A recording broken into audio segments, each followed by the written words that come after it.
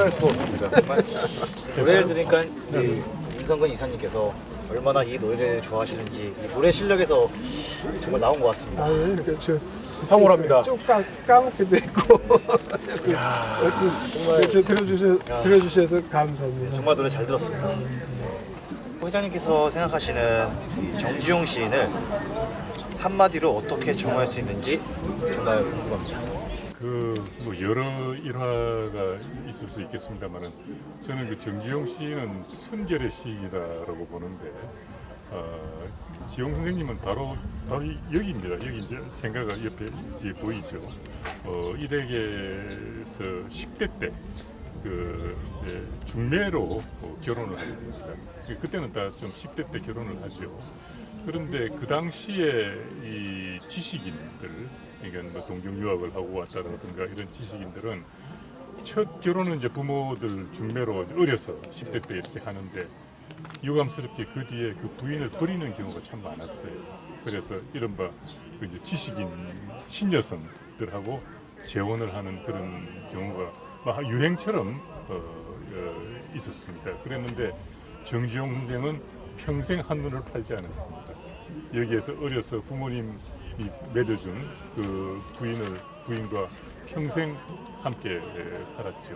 그런 점에서 정지용 시인은 그의 시 정신은 그야말로 참 첨단의 어떤 정신, 서구시를 그야말로 능가할 수 있는 그런 탁월한 시를 쓰신 분이지만은 그의 삶 그리고 그의 인생은 그야말로 순결했다 이렇게 저는 보고 싶습니다. 정지용 시인만의 특징이 있다면 어떤 점이 있을까요? 정지용 선생은 우선 시어 자체가 그 당시의 어떤 그 틀을 벗어난 분이죠. 그러니까 그분이 쓰신 작품들은 방금 우리 임종근 선생이 향수를 노래했습니다마는 얼마나 아름답습니까? 네. 그리고 그 향수가 이어른이 25살 때 쓴 시예요. 1927년에 쓴 시인데 동지사 대학 유학 때 쓴 거고 이분이 그 이제 일본에서 이제 고향을 그리워하면서 쓴 시인데 영문과를 다녔거든요. 도지사 영문과를 다녔는데 거기에서 그 영문학의 영향이 이 시에서 나타납니다. 롱펠로우의 그 함부로 쏜 화살이라는 시가 있거든요.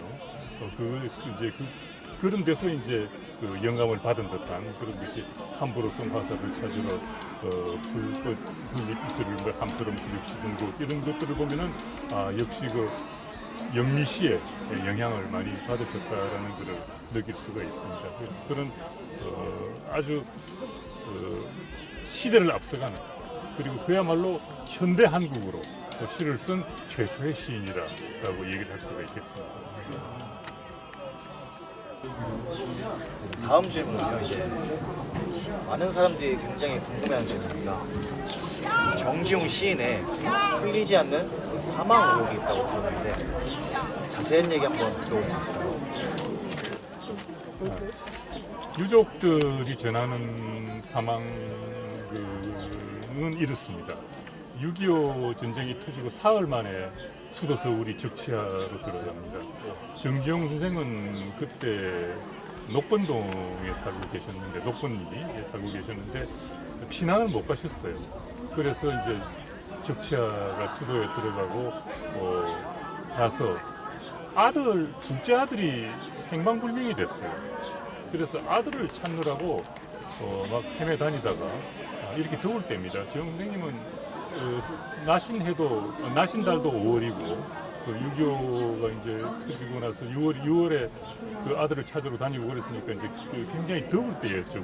그래서 못 찾고 집에 돌아와서 그야말로 이 뭐 여름 옷을 입고 냉수 한 잔 마시고 앉아 있는데 휘문 제자가 웬 그 청년들하고 같이 집으로 들어와서 선생님 저희하고 좀 함께 가셔야겠습니다 라고 그랬다는 거죠. 근데 그러니까 제자가 서 있으니까 너 예사로 생각하고 내가 그냥 갔다 올게 하고 나가신 것이 가족이 본 선생의 마지막 모습입니다. 그 뒤에 선생의 이제 행적이 밝혀졌는데 본 사람들이 해가지고 그때도 녹본동 집에서 그 제자와 그 청년들에 의해서 끌려간 곳이 어디였느냐? 서대문 형무소였다는 것이요. 그리고 그다음 9.28 서울 수도 수복을 앞두고 이제 북한군이 막 후퇴할 때 그때 이제 북한군과 함께 말하자면은 북으로 끌려간 것으로 그렇게 알고 있습니다. 그리고 평양 감옥에서 지용 선생을 본 분이 있어요. 재헌 의원 개강순 의원인데 이분이 평양 감옥에서 정지용 선생과 춘원 이광수 선생을 봤다라는 증언을 남긴 것이 있습니다. 그런데 그것이 지용 선생을 목격했다라는 최후의 증언입니다. 그 뒤에는 뭐 이분이 뭐 어떻게 됐는지, 어디서 어떻게 돌아가셨는지 그 설만 분분할 뿐 확인된 바는 없죠. 그래서 1950년 6.25 전쟁 발발 이후에는 선생의 행적을 찾을 길이 없습니다.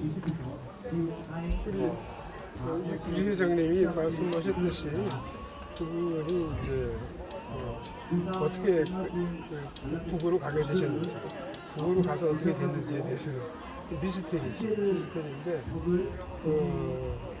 미스터리 그 중에 이제 하나 이런저런 증언이 있고 아까 말씀하신 개광수 전 의원이 목격담이 그래도 제일 확실한 거겠죠. 그런데 서울이 이제 함락이 되고 나서 그러고 나서 이제 인도 북한에서 이제 군 병력이 모여라니까 뭐 대학생들 상대로 해서 인민군에 입대하라 하는 그런 모임이 국민대학에서 있었대요. 그런데 국민대학에 그때 재학생이 돌아가신 옛날에 경제부총리로 하신 남도구시라는 분이 있어요. 우리나라 경제 아주 상당히 태두시고 분이신데 그분이 그때 학생으로서 국민대학에서 인민군이 주최하는 그런 모병 본인 집회에 이제 참석을 했는데 그 자리에 정지용 시인이 오셨더라는 거예요. 오셔가지고 이게 지금 대한민국이 분단된 조국이 통일될 수 있는 기회인 것 같으니까 가급적이면 응모하는데 인민군의 모병에 응하라 하는 그런 취지로 연설을 하셨다는 거예요. 그 얘기를 남동우 선생이 이제 돌아가신 지 그분도 돌아가신 지 오래됐는데 자기 회고록에다가 그런 내용을 썼어요. 근데 그것도 하나도 상당히 의미가 있는 그 양반이 거짓말을 그건 아니고 자기가 다니던 학교에서 자기가 직접 목격을 했기 때문에 그래서 이분이 어쨌든 그 시절에는 이 사회주의 사상을 갖지 않으면 지식인 행세를 못하는 그런 시대였어요. 우리나라 뭐 일제 시대 때는 물론이고 뭐 해방 전국 해방 후에 6.25 전쟁까지 한 5년 동안에도 마찬가지 그런 시대상이 그랬어요. 그렇기 때문에 이분이 끌려갔다든지 하는 것보다는 자진해서 가셨을 가능성이 저는 좀 있다, 상당히 있다. 그렇게 저는 남도구 씨의 회고록을 통해서 그런 생각을 저도 잘 몰랐었는데 그런 생각을 지금 하고 있습니다. 그런 사유 등 때문에 지용 선생이 한국 현대문학사에서 완전히 사라졌거든요. 그런 이름이었는데 아까 제가 말씀드렸던 그 둘째 아들이 그 뒤에 나타납니다. 둘째 아들이 그 뒤에 어떻게 됐느냐? 북한군을 따라서 북으로 넘어갔어요. 넘어가가지고 첫째 아들하고 딸들하고 부인은 남쪽에 있었습니다. 있었는데 고생을 많이 하셨죠. 그런데 남북 이산가족 찾기를 할 때 그때 북에 있는 둘째 아들이 아버지하고 형님을 만나겠다고 북한 적십자사를 통해 가지고 남쪽에 상봉 신청을 합니다.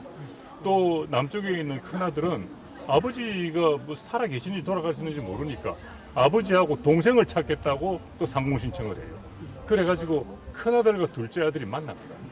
남북 이산가족 만남 때. 그래 이제 그런 걸 보면은 둘째 아들은 둘째 아들대로 아버지가 어떻게 됐는지 모르고 있었고, 큰 아들은 큰 아들대로 어떻게 돼 있는지 모르고 있는 그런 아주 우리 그 분단의 비극의 아주 대표적인 그런 인물이었다고 볼 수가 있죠. 그 아까 내가 얘기한 그 남도구 시의 그 회고록 부분도 그거가 이제 그 정지용 시인이 자의적으로 한 건지 아니면 그때는 적치하니까 그쪽에서 강요를 해서 그렇게 했을지 그건 모르는 거예요. 그 워낙 유명한 분이니까. 저 젊은이들한테 동경의 대상이 그러니까 이분이 한마디 하는 거가 그 영향이 있겠다 싶으니까는 그렇게 했을 가능성이 있는 거죠. 어떻든 그 좀 불행한 일이고 오늘 제가 또 한 가지 덧붙이고 싶은 얘기는 제가 그 이 정기용의 그 향수라는 노래에서 가장 궁금했던 그런 부분이 그분이 막 아주 아름다운 시, 아름다운 우리나라의 고유한 언어로 그 서정을 읊으신 분이에요. 무슨 실개천이 지줄된다든지 실개천이 지줄된다는 그런 표현이나 제가 식어진다는 표현이나 이런 표현이 저희는 좀 기억이 나요. 어렸을 때 기억이 나요. 근데 그게 알아내죠. 근데 요즘 젊은이들은 아마 전혀 개념이 없을 겁니다. 또 무슨 함추로 휘적신다. 화살을 찾기 위해서 함추로 휘적신다는 거 우리 풀숲 돌아다니면서 그런 경험 다 있거든요.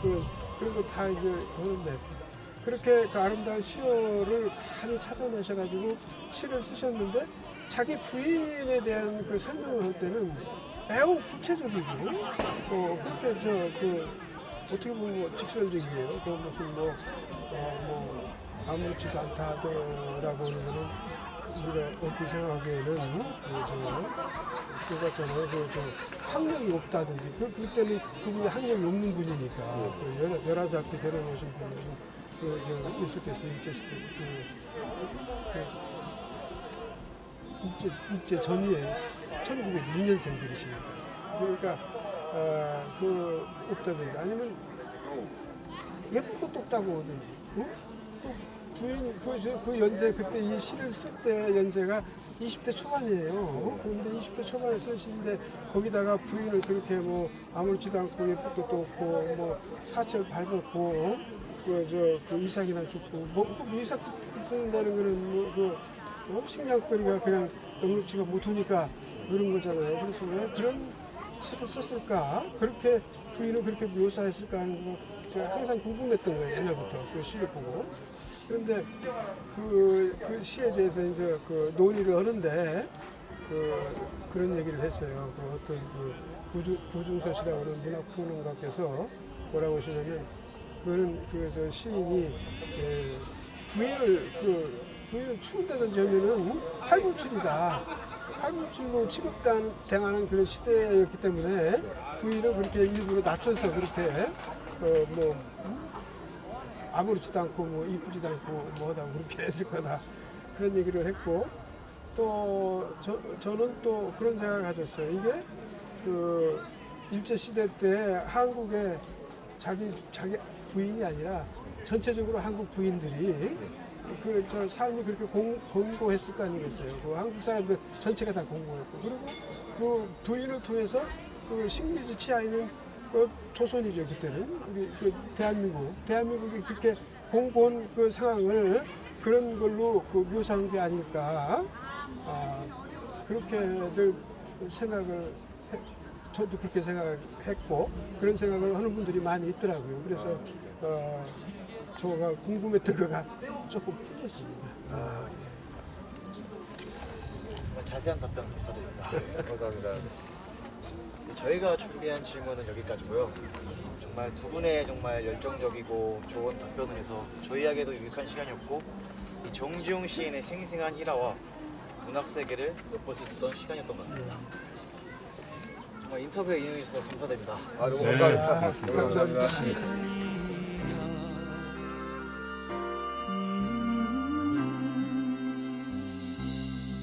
지가로에 채가 식어지면 빈 밭에 밤바람 소리. 저는 지금 충북 옥천 정지용 선생님의 생가 앞에 나와 있습니다. 시에 대한 열정이 굉장히 대단하셨던 분으로 저는 알고 있고요. 그러니까 저희 아버지, 그러니까 정지용 시인의 아들이신 저희 아버지께서 늘 하신 말씀이 그런 거였습니다. 할아버지가 월급을 받아 오시면은 그 문인들을 다 불러 모아서 그날 저녁에 다 같이 긴 시간 술을 마실 정도로 그 문인들을 사랑하고 문학을 사랑하신 분이었다고 들었습니다. 이제 복원한 집인데 딸하고 내가 같이 한번 왔었다고. 왔었는데 딸이 이 초가 아니었어요. 그래. 기와였다고. 그러니까 이제 그 딸은 자존심 좀 상하고 여러분들 동쪽 끝이 집 앞에 이혼 집다 이제 재현을 해놨는데 여기가 아니라 다른 데다 이런 얘기도